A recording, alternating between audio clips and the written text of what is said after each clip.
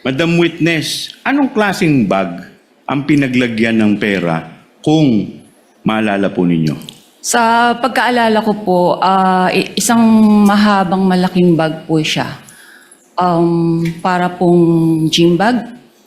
Ngayon, may binabanggit po kayong backroom. Sino-sino po ang nasa backroom kung alam po ninyo? Noong pong unang release po noong cash, ako po ang nandoon, si teller, yung branch cashier, si Miss Gina, and then si Mr. Limuel po. Or Okay. Tonyo.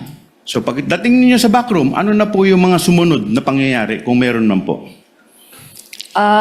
Nirelease po yung ng teller po, after po ma-receive sa cheque po, yung payment received, nirelease na po ni teller yung cash kay Miss Gina in packs po siya worth 1 million each po. Okay, so maalala po ba ninyo kung ilang packs po ang nirelease kay Miss Gina Acosta?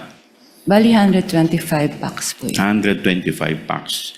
Okay. Now, pagkatapos pong i-release itong pera in packs, in 125 packs, ano na po ang susunod na mangyayari? Bali nilalagay na po nila yon sa dala po nilang bags. Okay. Ngayon, meron po kayong binanggit na bag. Madam Witness, anong klaseng bag ang pinaglagyan ng pera kung maalala po ninyo? Sa pagkaalala ko po, isang mahabang malaking bag po siya. Para pong gym bag. Okay. Madam Witness, ilang bag po ang dala po ni Miss Gina Acosta at ni Mr. Ortonio? Sa pagkaalala ko po, mga 3 to 4 bags po yun. Okay. Now, Madam Witness, sabi ninyo, nilagay dito yung 125 million sa 3 to 4 bags. Okay. Ano na po ang susunod na mangyayari pagkalagay po nila dito po sa bag? Lalabas na po sila ng bangko. Okay. Madam Witness, si Miss Gina Acosta lang po ba? O sino, may kasama pa po ba si Miss Gina Acosta at saka si Limuel Ortonio? Sa pagkaalala ko po, meron po silang kasama. Ilan po, kung maalala po ninyo? Hindi ko na po ma-recall. Okay.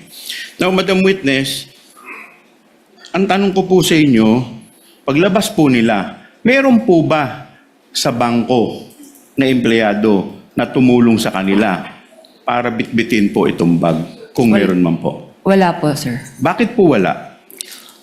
It's against bank policy po na tumulong po sa mga kliyente, ang mga empleyado, or even po yung security guards po namin.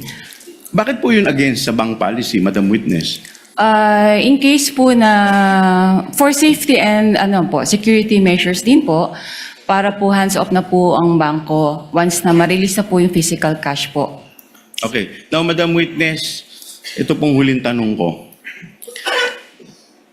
How much po in total, Madam Witness, ang winidraw in relation po dito po sa 4 na checking binabanggit po ninyo?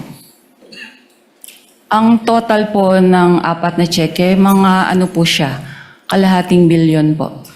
Okay. That would be all, Your Honor.